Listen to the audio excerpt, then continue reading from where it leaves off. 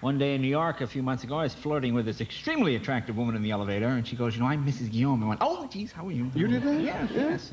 Oh, she didn't tell you? No, she didn't tell me. Oh, okay. Yeah. No, we were just talking. Well, we can talk backstage afterwards. Oh, no, she's very nice. Very nice. Now, I have to ask about this. Now, this is a very hard name to spell. Guillaume. No, is that French? Guillaume. Guillaume. It's French. Guillaume. Ah, well, yeah. You can spell. You've had practice. Yeah, I did practice, yeah. Now, what is the origin of that name? Is it... Well, it's French for Williams. My name used to be Williams. Your name is Williams? Right, well... Robert, so you're Bob Bill? Don't you mean Bob Bill? Yeah, you could say that, but it wouldn't be a very enlightened comment, but... No. Oh, yeah, I thought you were going to say, well, I grew up in Paris, and my father... And it's just... Well, I could adopt that tactic. I could go that way. You're an actor. No, but yeah, right. But what happened was, I thought that when I got into show business, people kept saying to me, well, are you going to use this name that you have? I said, yeah, Robert Williams. What's wrong with that? They said, nothing. And they asked me every day. So I said, well, I had taken French, first, second year French or something like that.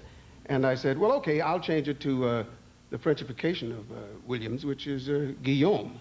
Oh, that's pretty good. Because I figured everybody could pronounce it, Little did I know that no one could pronounce it. No one could pronounce it. No, very few people. I couldn't either. But it seems to have worked out well. Yeah. No, it has. It has. Now people say, maybe the French had slaves. I don't know.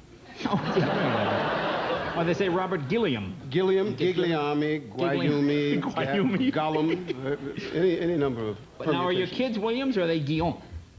Well, they're Guillaume. Oh, they're Guillaume, too. Yeah, they liked it, too. This Guillaume thing will carry. Right, well, how old are your kids? Well, I have two grown kids. I have one 11, and then I have one 3. Oh, well, 3 doesn't have much choice. You give her Guillaume, she doesn't know any different. That's right. So you have kids 3 and kids grown up? Grown up, yeah.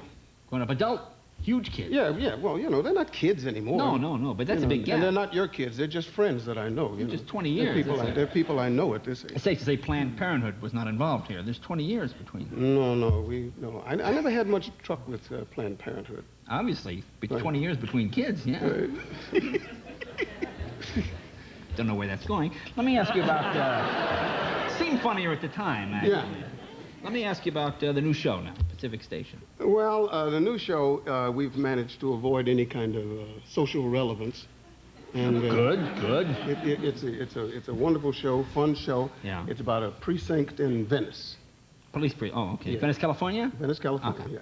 And with all the shenanigans and things that go on in Venice Beach and whatnot. And I play a cop who is a sort of by-the-book traditional cop, and I inherit a like fugitive from Haight-Ashbury. His name is, the actor is Richard Libertini. Oh, Dick Libby. Oh, sure. And we make a kind of odd coupling. Mm-hmm.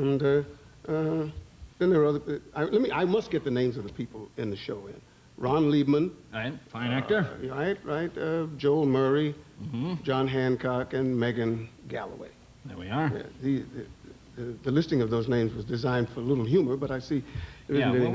Well, you win some, you lose some. Yeah, mostly. You lose. There are no Guillaumes, but... Yeah. We have a clip tonight from the show? Yeah, I think you do. Some idea? I have no idea whether you do or don't. But no, we do, actually. You do? I thought maybe being on the show, you would have some idea. Well, then let's have it soon. Let's take a look.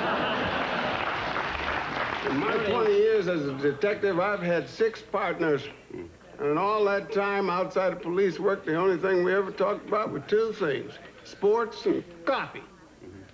Nothing personal, nothing private, no intimate details. Sports and coffee. Well, I like to swim.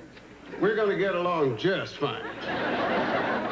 And to get a really smooth stroke, I shaved off all my body hair. Down at the Y, they call me the Chihuahua. I sense you're upset. You shouldn't hold it in. It's not healthy. And to put coffee and donuts in your system on top of that, I would not like to see what your colon looks like. Damn. Now I'm not going to get a chance to show you a picture I took of it in front of the fall backdrop at Sears.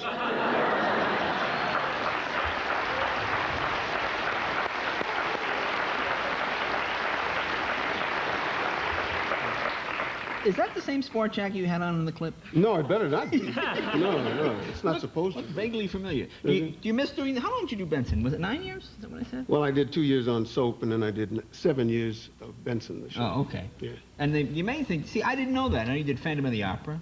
And Right. musical background is really what...